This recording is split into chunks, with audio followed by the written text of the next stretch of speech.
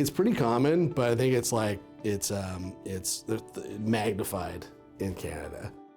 For whatever reason, Canadians love real estate. They love renovations, especially if you look at our share of GDP that we just spend on renovations. Canadians love HGTV. They love renovating their bathrooms and their kitchens. So we spend more on renovations, I think, as a share of GDP than we do on investment in machinery and equipment, which is not where you want to be, but it seems to be a cultural thing with Canadians where we're obsessed with real estate.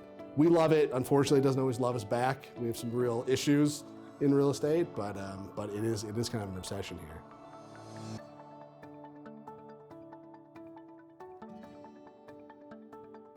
Unfortunately, it's always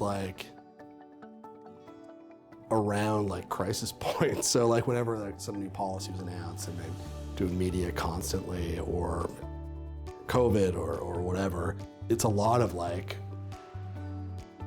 dealing with exigent kind of oh my God, this issue's come up and we have to respond immediately. It's the housing market and the economy, it's always changing. Finally, I feel our messaging is getting through on supply.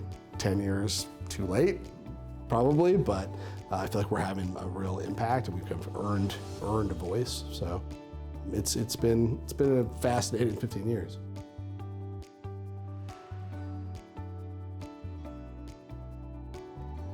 One of the good things is that I can do way more outreach to realtors and brokers. We didn't used to do a lot of presentations to individual broker offices because there's a lot of them. Can't travel around to all of them, right?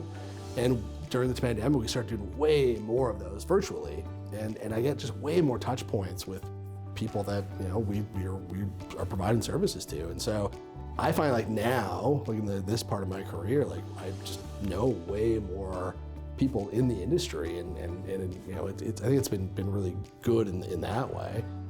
I think we've had a real focus on research too that gets read by policymakers and other industry stakeholders. So I think our overall economics, but overall BCREA, I think has much better, has more touch points with realtors and with brokers and with other industry stakeholders than we ever have. And I think we're seen as really punching above our weight too. We're not a big organization, but we have a big impact.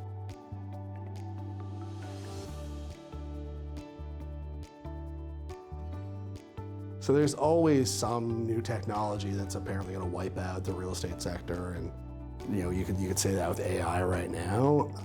I think that real estate is in a good place. There's obviously always things that could be more efficient or whatever. It's going to change due to technology, but the sector has had a way of rolling and adapting.